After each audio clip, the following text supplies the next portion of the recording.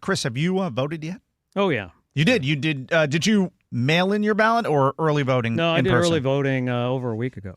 Really? Oh, yeah. Oh, you were on top of it. Now, you come in here wearing your I voted sticker. Yeah. We haven't talked about this yet. Yeah. Well, yeah, but I did it early Saturday, and so I was there there was nobody there. I mean, I showed up. Oh, you're one of those? And it was like the first person there. Yeah, I was like one of the first people, and it was great. I mean, we just walked in, did our thing.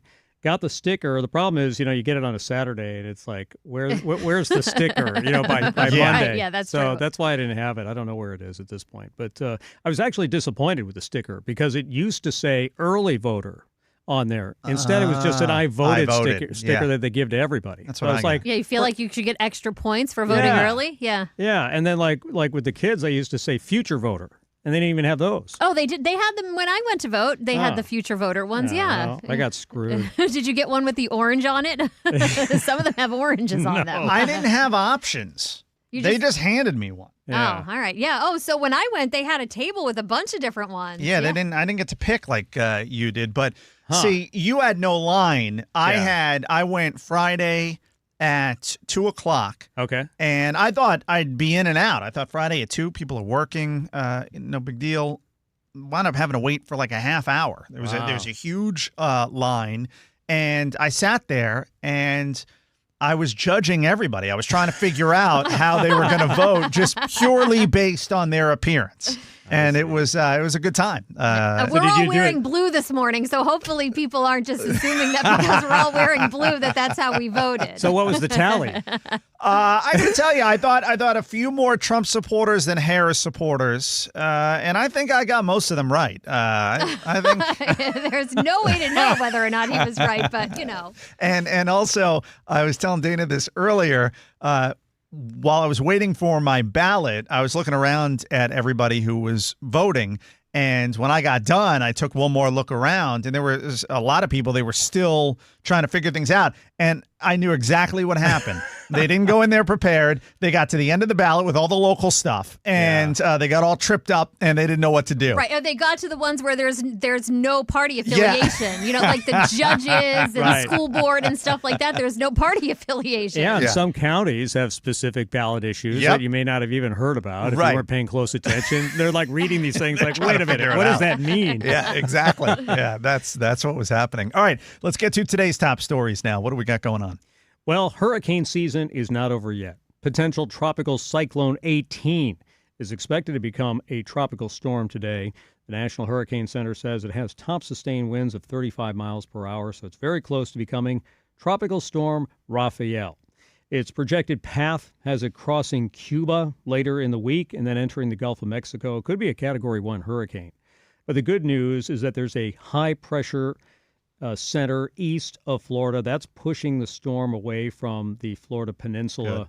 And it looks like, based on the projections, it's going to be a straight shot up through the middle of the Gulf and away from Florida as, at the most, a Category 1 hurricane. But the point is, the season's not over. There are still storms that can form out there, and we could get some rain along the Gulf Coast as a result of this system. Yeah, early yesterday, it looked like there were some tracks that were taking a little bit closer to Florida, and then everything started to really shift, and now it looks like it might go towards Louisiana. It's still very early, so we'll have to keep an eye on it, but let's hope that – and it doesn't seem like it's going to really strengthen that much once it gets in the Gulf. The conditions aren't very conducive to that, so that's good news too, but still – you're right. You've got to pay attention to this for a little while longer. Yeah, and we don't need any more rain. No. So if there's any negative effect from this, it could be the unnecessary rainfall that we just don't need in the Gulf Coast area after all the storms and the flooding. Yeah.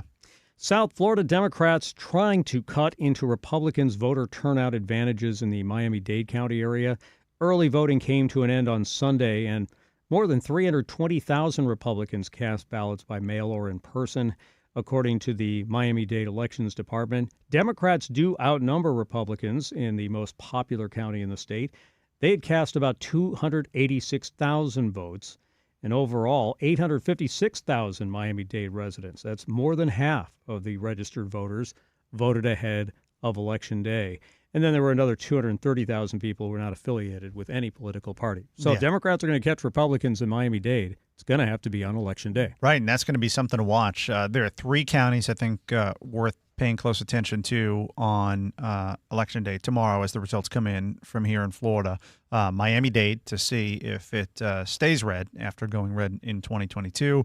And then Osceola County because of the large Puerto Rican population, just to see if there's any kind of a shift there that could give us a sense as to maybe how Allentown, that area in Pennsylvania, ends up going with a large Puerto Rican population. Again, this is all as a result of that Madison Square Garden rally, if it had any impact or not.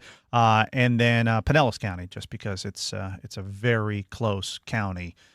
With Trump winning back in 2016, Biden just eking out a victory there in 2020.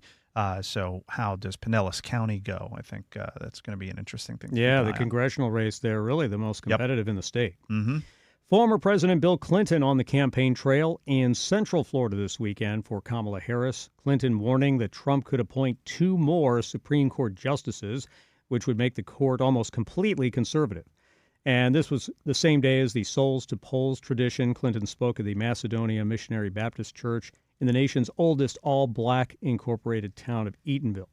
Despite polls showing Democrats trailing, Clinton is optimistic that Debbie Mucarsel-Powell has a shot at upsetting Rick Scott. Yeah, I don't think that's going to happen. But I wonder, was he here?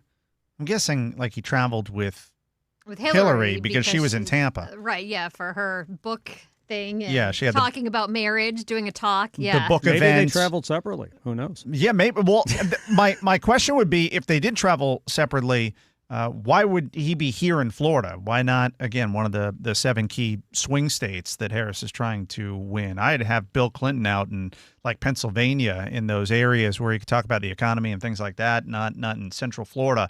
But if they travel together, then I guess that makes sense. I would think they would be traveling together. I mean, they're a very close, loving couple. Yes, so they are. I can see that they would be doing anything separately. Inseparable, the two of them. I wonder, though, with Kamala Harris, trying to become the first female president, is Bill Clinton, after the Me Too thing, does he have the same cachet as he used to? It didn't seem like it in 2020, but this time around, it seems like they're kind of overlooking that a little bit more. I don't know. He's not the same out there as he used to be. He's definitely lost a step, no question about that. But I'd rather have him out there than Hillary I think Clinton. one reason they may have sent him to that region is because in the past he's been very popular there. Yeah, and he may have be. still some ability to get people out to the polls. That's obviously why he was there.